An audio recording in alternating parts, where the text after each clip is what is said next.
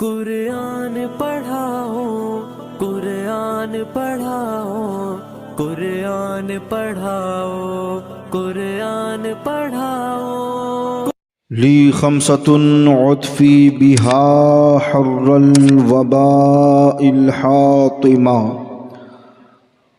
المصطفیٰ والمرتضیٰ وابناہما والفاطمہ۔ غوث اعظم بمن بے سرو ساما مددی، قبلہ دی مددی، کعبہ ایمان مددی۔ اے اشرف زمانہ، زمانہ مدد نما، درہائے بستراز کلید کرم کشا، سرورا شاہ کریمہ دستگیرہ اشرفا، حرمت روح پیمبر یک نظر کن سوء ما، یک نظر کن سوء ما، یک نظر کن سوء ما۔ بلغ العلا بکمالہ، کشف الدجا بجمالہ، حسنت جمیع خصالہ، صلوا علیہ وآلہ وسلموا تسلیما۔ اللہم صل علی سیدنا شفیعنا ومولانا محمد وعلی آل محمد، وبارک وسلم، صلوا علیہ صلاۃ وسلاما علیک یا رسول اللہ، صلی اللہ علیہ وآلہ وسلم۔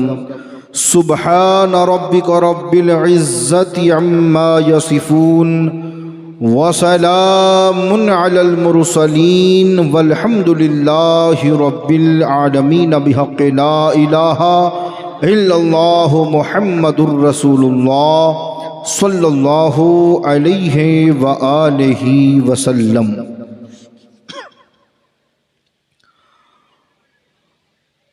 نحمدہ ونصلی علی رسولہ الکریم، اما بعد، فاعوذ باللہ من الشیطان الرجیم، بسم اللہ الرحمن الرحیم۔ یا ایہا الذین آمنوا اتقوا اللہ وکونوا مع الصادقین۔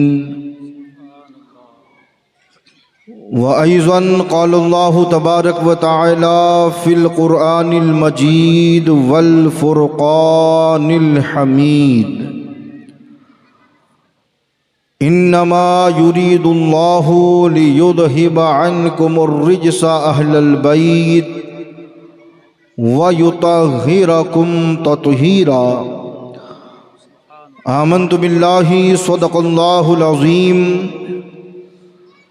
وبلغنا رسوله النبي الأمين المتين المبين الكريم، ونحن على ذلك من الشاهدين والشاكرين، والحمد لله رب العالمين۔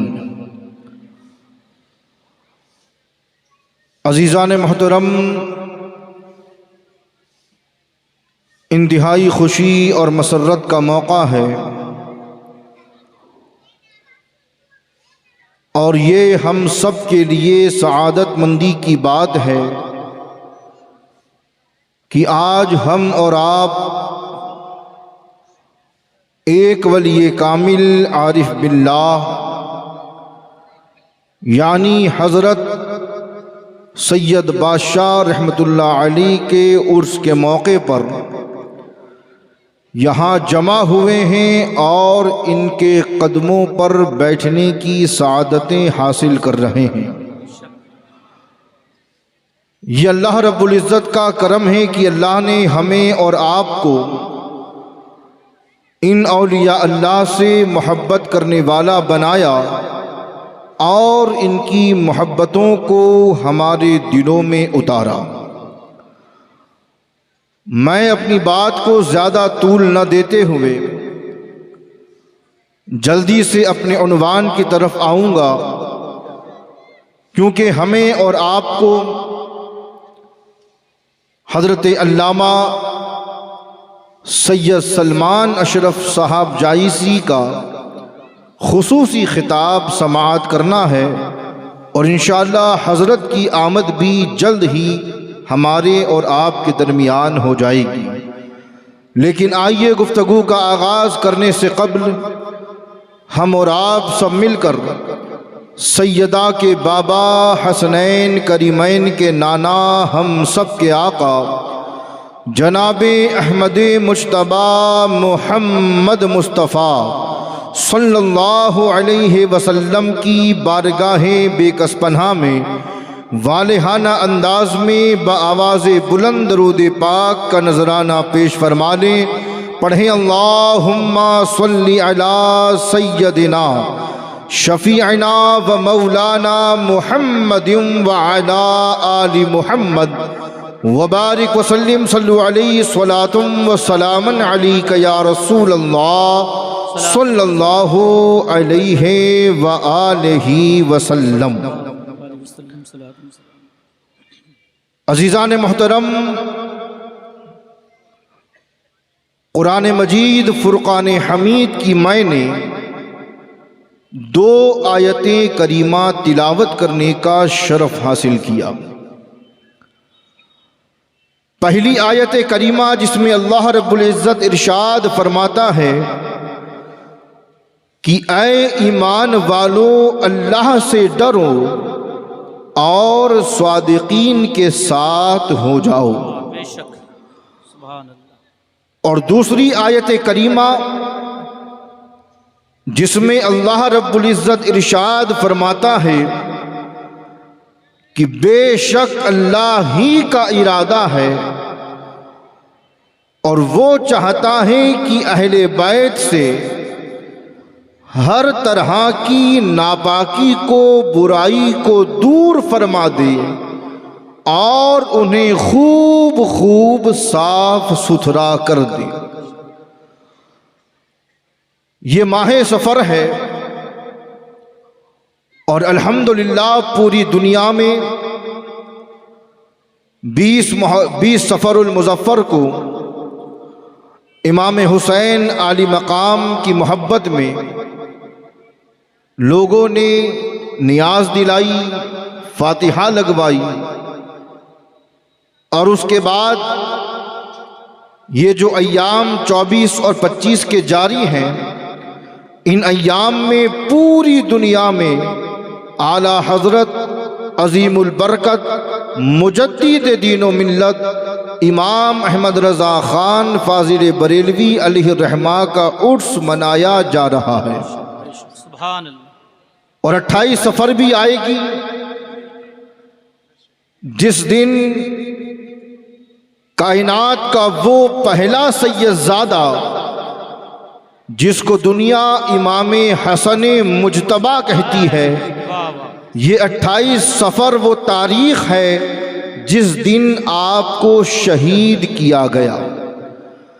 لہٰذا میں چاہتا ہوں کہ تمام عنوان کو سمیٹ کر کم وقت میں آپ کی خدمت میں اپنی بات کو رکھوں، مگر بات عرض کرنے سے پہلے آپ کی توجہ میں درود پاک کی طرف دلانا چاہتا ہوں، کیونکہ آج جب بھی کوئی خطیب یا جب بھی کوئی عالم دین منبر رسول سے مسلمانوں کو درود پاک پڑھنے کو کہتا ہے تو بعض زبانیں تو ہوتی ہیں جو نبی پر درود پڑھتی ہیں، لیکن ایک بڑی تعداد کو ہم دیکھتے ہیں کہ جن کی زبانیں خاموش رہتی ہیں۔ عزیزان محترم،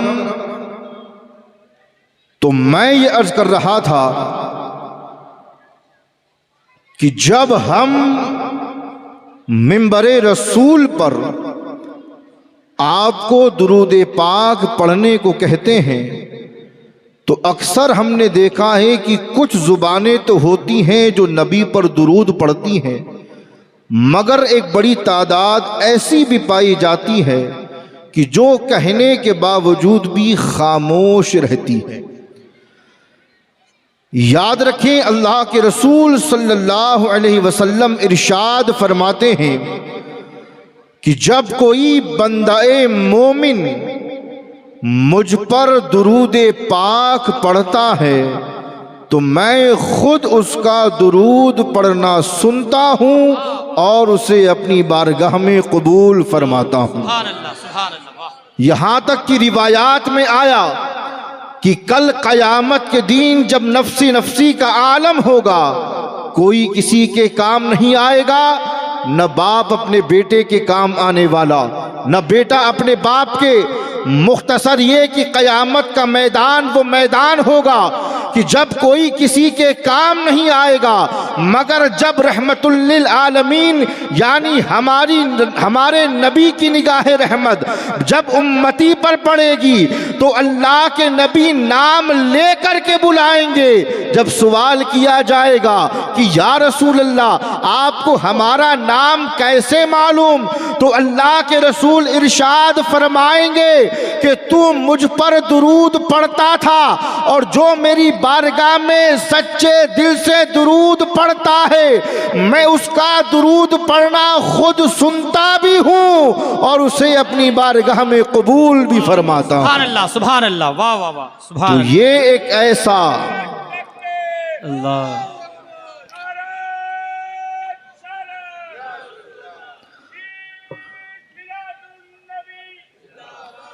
تو یہ ایک ایسا عمل ہے کہ جسے اللہ کے رسول پسند بھی فرماتے ہیں اور قبول بھی فرماتے ہیں۔ واہ، بے شک۔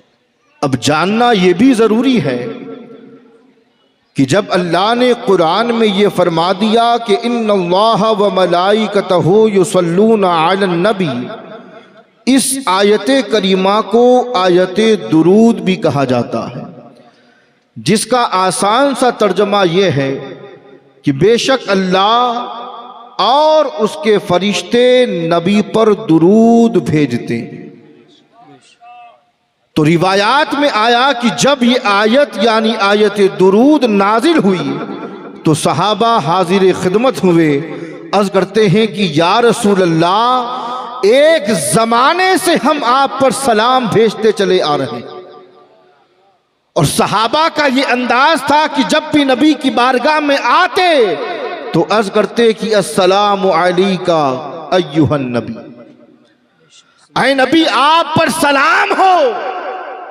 حاضر ہوئے، یا رسول اللہ ایک زمانے سے آپ پر سلام بھیجتے چلے آ رہے ہیں، مگر اے اللہ کے رسول اب تو آیت درود نازل ہوئی ہے، ہم نے جو کچھ سیکھا ہے یا رسول اللہ آپ ہی سے سیکھا۔ واہ واہ واہ، بے شک۔ قرآن میں نماز کا حکم تو ہے مگر طریقہ نہیں، حج کا حکم ہے مگر طریقہ نہیں، زکوٰۃ کا حکم ہے مگر یہ نہیں بتایا کہ دینا کس کو ہے، کس انداز میں دینا ہے۔ تو عرض کرتے ہیں یا رسول اللہ جتنے احکامات آتے رہے آپ نے ہمیں بتایا، ہم عمل کرتے چلے آئے، مگر یا رسول اللہ اب آیت درود نازل ہوئی ہے مگر ہمیں نہیں معلوم کہ درود پاک کس طریقے سے پڑھنا چاہیے۔ تو اللہ کے رسول صلی اللہ علیہ وسلم نے صحابہ کرام کو مخاطب کر کے ارشاد فرمایا کہ اے میرے صحابہ لا تصلوا علیہ صلاۃ البترا، کہ اے میرے صحابہ تم میری بارگاہ میں جب درود پاک پڑھنا تو دم کٹا یعنی ادھورا درود نہ پڑھنا۔ صحابہ عرض کرتے ہیں یا رسول اللہ پھر ذرا آپ یہ بھی بتا دیں کہ مکمل درود کیا ہوتا ہے؟ تو نبی نے پڑھ کر کے بتایا کہ اے میرے صحابہ جب تم میری بارگاہ میں درود پاک کا نذرانہ پیش کرو تو کہا کرو کہ اللہم صلی علی محمد وعلی آل محمد۔ واہ واہ واہ، سبحان اللہ، سبحان اللہ، واہ، بے شک۔ عرض کرتے ہیں یا رسول اللہ وعلی آل محمد، نبی نے کہا ہاں وہ درود ادھورا ہے کہ جو مجھ پر تو پڑھا جائے اور میری آل کو چھوڑ دیا جائے۔ نبی ارشاد فرماتے ہیں کہ مکمل درود وہی ہے کہ بندہ مجھ پر بھی درود بھیجے اور میری آل پر بھی درود بھیجے۔ سبحان اللہ سبحان اللہ۔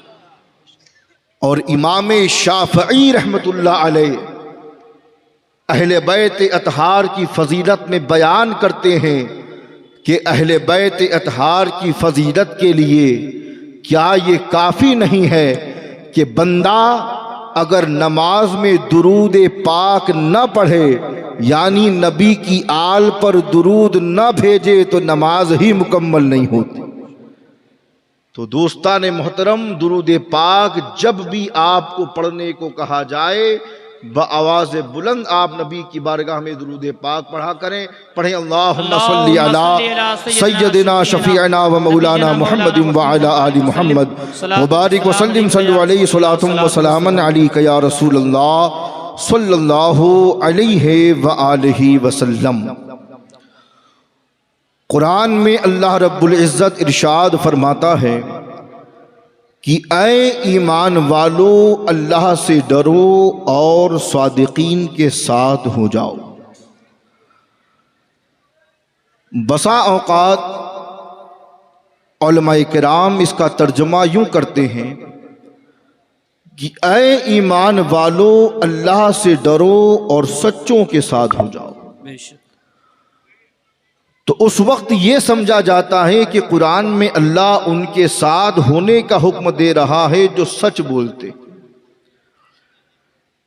لیکن اس راز سے پردہ اٹھایا ہے علامہ راغب اصفہانی نے، اور آپ ارشاد فرماتے ہیں کہ قرآن میں یہاں جو اللہ نے ارشاد فرمایا ہے کہ یا ایھا الذین آمنوا اتقوا اللہ وکونوا مع الصادقین، کہ اے ایمان والو اللہ سے ڈرو اور صادقین کے ساتھ ہو جاؤ، تو علامہ راغب اصفہانی فرماتے ہیں کہ اس آیت کریمہ میں جن صادقین کا اللہ نے ذکر کیا ہے، ان صادقین سے مراد سچ بولنے والی جماعت نہیں ہے، بلکہ صادقین سے مراد وہ مقدس جماعت ہے کہ اگر ان کی زبان سے نکل جائے تو ہو کر کے رہ جائے۔ واہ واہ واہ، بے شک، سبحان اللہ سبحان اللہ۔ یعنی زبان سے وہ بولے تو وہ ہو جائے، اللہ اسے قبول فرما لے۔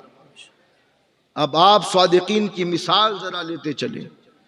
سرکار غوث العظم رضی اللہ تعالی عنہ، جی یہ وہ ذات ہے کہ جب تک مہر نہ لگا دے تب تک کوئی بندہ ولی نہیں بن سکتا۔ بے شک بڑے پیر کی شان یہ تھی بے شک کہ اگر آپ کسی لباس کو ایک مرتبہ پہن لیتے تو زندگی میں اس لباس کو دوبارہ استعمال نہیں فرماتے، یعنی رہنا سہنا اس قدر ٹھاٹ بات کے ساتھ کہ اگر پیران پیر کسی ایک خرقے کو استعمال کر لیتے تو ساری زندگی دوبارہ اسے پہنا نہیں کرتے۔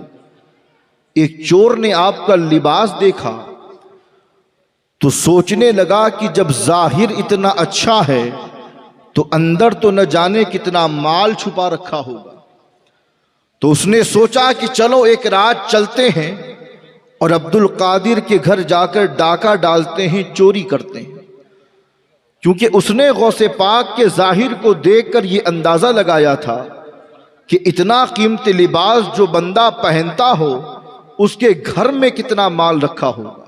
بس آپ کی توجہ واقعے کو مختصر کرنے لگا ہوں۔ اب ایک رات وہ پہنچا غوث پاک کے گھر، ارادہ کیا ہے کہ چوری کروں مال مل جائے۔ جب رات کو پہنچا تو دیکھا کہ غوث پاک کے گھر میں اندھیرا ہے، ٹٹولنے لگا، ادھر ادھر تلاش کرنے لگا، مختصر یہ کہ کچھ ہاتھ نہیں آیا۔ ساری رات گزر گئی، فجر کا وقت قریب آیا۔ اب اس نے سوچا کہ اگر چوری کے ارادے سے مزید تلاش کرتا ہوں تو صبح ہو جائے گی، اور اگر عبد القادر نے مجھے دیکھ لیا تو بڑا مارا جاؤں گا۔ اب اس نے کیا کیا کہ اپنے آپ کو غوث پاک کی چارپائی کے نیچے چھپا دیا۔ اور غوث پاک کی چارپائی کے نیچے وہ چھپا۔ اب آپ صادقین کی تعریف کو ذہن میں رکھیں کہ صادقین انہیں کہا جاتا ہے کہ جو کہہ دے ہو جائے۔ اب فجر کا وقت ہوا، غوث پاک نے نماز فجر کے لیے وضو کیا، اور جیسے ہی نماز فجر ادا کر کے فارغ ہوئے کہ دروازے پر دستک ہوئی، دق الباب ہوا۔ غوث پاک نے دروازہ کھولا، دیکھتے ہی کہ سامنے حضرت خضر کھڑے ہیں، اور عرض کرتے ہیں کہ یا عبد القادر، فلاں علاقے کا ابدال انتقال کر چکا ہے، اور میں آپ کے پاس آیا ہوں کہ ابھی کے ابھی ارجنٹ کسی ابدال کو منتخب فرما دے اس علاقے میں۔ اب طلب کیا کیا جا رہا ہے؟ ابدال، کوئی عام شے نہیں مانگی جا رہی، بے شک، کسی عام چیز کو طلب نہیں کیا جا رہا ہے، مانگا جا رہا ہے ابدال۔ اب غوث پاک کی شان دیکھیں، غوث پاک نے کہا کہ خضر ابھی کے ابھی چاہیے؟ کہا حضور ارجنٹ ہے، ایمرجنسی، بہت جلدی وہاں پر منتخب کرنا ہے، آپ انتظام فرما دیں۔ غوث پاک مسکرائے اور فرمایا خضر فکر نہ کرو، گھر میں داخل ہو جاؤ، اور چارپائی کے نیچے ابدال ہے، لے جاؤ اپنے ساتھ۔ کیا صادقین کی پہچان، ڈیفینیشن ذہن میں رکھیے گا۔ حضرت خضر آئے، آنے کے بعد چارپائی کے نیچے دیکھا تو وہی چور جو رات میں چوری کرنے آیا تھا چارپائی کے نیچے چھپا ہوا ہے۔ حضرت خضر نے پکڑ کر نکالا، کہا حضرت ابدال چلیں ہمارے ساتھ، فلاں علاقے کی ذمہ داری دینی ہے۔ چور نے کہا میں آپ کو نہیں جانتا، اور میں کوئی ابدال وبدال نہیں، میں تو چور ہوں، رات کو چوری کے ارادے سے آیا تھا، جہاں چھپ کر بیٹھا ہوں کہ کسی طرح نظر چھپا کر کے بھاگ نکلوں۔ حضرت خضر نے مسکرا کر کے کہا کہ یہ تو میں بھی جانتا ہوں کہ تو چور ہے، مگر عبد القادر نے ابدال کہہ دیا تو کہہ دیا، کل تک تو چور تھا، اب تجھے اللہ نے ابدال بنا دیا ہے۔ نعرہ تکبیر، نعرہ رسالت، فیضان غوث اعظم، نعرہ تکبیر۔ اب تجھے اللہ نے ابدال بنا دیا ہے۔ تو اب سمجھ میں آئی نا بات کہ صادقین سے مراد سچ بولنے والے نہیں ہیں، ان سے مراد وہ لوگ ہیں کہ زبان سے نکل جائے تو ہو کر کے رہ جائے۔ بے شک، بے شک، اور یہی شان سرکار غریب نواز کی ہے۔ انا ساگر کو حکم دے دیا تو انا ساگر کاسے میں چلا آئے۔ واہ واہ واہ، بے شک۔ تو اللہ نے انہی نفوس قدسیہ کے ساتھ ہونے کا ہمیں حکم دیا ہے۔ رب ارشاد فرماتا ہے اے ایمان والو اللہ سے ڈرو اور صادقین کے یعنی سچوں کے ساتھ ہو جاؤ۔ اب عزیزان محترم، یہ تو پہلی آیت کریمہ جو میں نے تلاوت کی تھی، اس کے حوالے سے میں نے ایک واقعہ آپ کی خدمت میں نظر کر دیا۔ اب زیادہ وقت میں آپ کا لینا نہیں چاہتا، آئیے اس بارگاہ میں چلتے ہیں کہ آج کے دن ایک دنیا ان کی بارگاہ میں کھڑے ہو کر فاتحہ پڑھ رہی ہے۔ اعلیٰ حضرت فاضل بریلوی علیہ رحمت و رضوان۔ دیکھیے مسئلہ یہ ہے کہ اعلیٰ حضرت کی کتابوں سے سب نے اپنے اپنے مطلب کا پڑھا ہے۔ بے شک، جس کو جو چاہیے تھا وہ لے لیا، باقی چھوڑ دیا۔ اور الحمدللہ ہماری ہمیشہ سے یہ عادت رہی ہے کہ ہم ذکر رضا کر کے اپنی دکان نہیں چلاتے، بلکہ عوام تک فکر رضا کو پہنچانے کی کوشش کرتے ہیں۔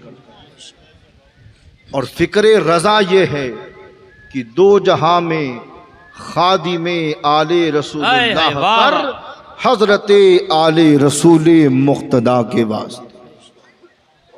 سکے کے دو رخ ہوا کرتے ہیں، لیکن افسوس کی عوام کو صرف ایک ہی رخ بتایا گیا۔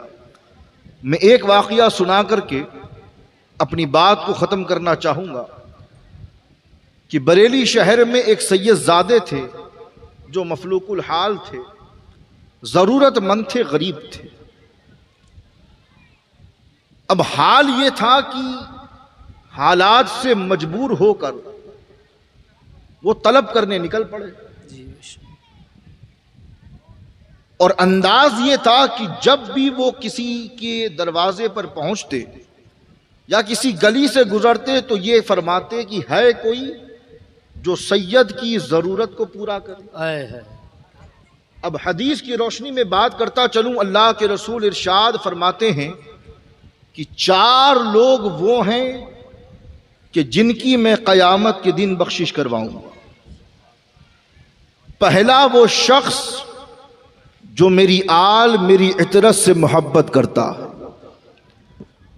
اور دوسرا وہ شخص جو میری اہل بیت کی ضرورت کو پورا کرتا ہے، اور تیسرا وہ شخص جو میری اہل بیت کی پریشانی میں ان کی مدد کرتا ہے، اور چوتھا وہ شخص جو دل سے میری آل سے محبت کرتا ہے اور زبان سے ان کا ذکر کرتا ہے۔ نبی فرماتے ہیں یہ 4 وہ لوگ ہوں گے کہ قیامت کے دن جن کی میں بخشش کرواؤں۔ تو وہ کہا کرتے تھے کہ ہے کوئی جو سید کی ضرورت کو پورا کرے۔ اب ایک دن محلہ سوداگران سے گزر ہوا، اعلیٰ حضرت فاضل بریلوی کے کانوں میں یہ آواز پہنچی تو آپ فوراً باہر آئے، اور جو کچھ نذرانہ آپ کی خدمت میں آیا تھا سارا کے سارا لے کر سید زادے کو پیش کر دیا، اور فرمایا کہ حضور اسے قبول فرما لیں۔ اب سید زادے کا انداز دیکھیں، سارا کے سارا تو آپ نے نہ لیا، جتنی ضرورت تھی اتنا رکھا اور باقی مال واپس کر دیا۔ تو اعلیٰ حضرت نے فرمایا کہ حضور یہ جو کچھ لایا تھا یہ سارا کے سارا آپ ہی کے لیے تھا، مگر آپ نے تھوڑا سا رکھا، باقی سارا دے دیا۔ تو سید زادے نے فرمایا کہ بڑے مولانا، بات یہ ہے کہ سید کو جتنی حاجت ہوتی ہے اتنا ہی قبول کرتا ہے، باقی لوٹا دیا۔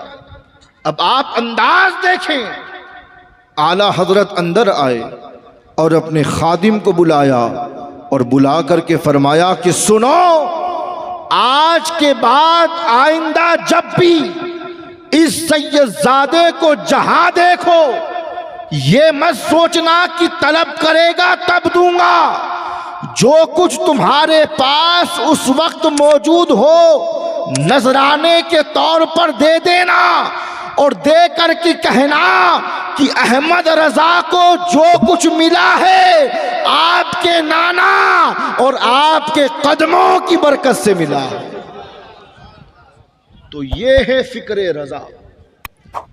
تو اللہ ہمیں اور آپ کو ذکر رضا کے ساتھ فکر رضا کو عام کرنے کی توفیق عطا فرمائے۔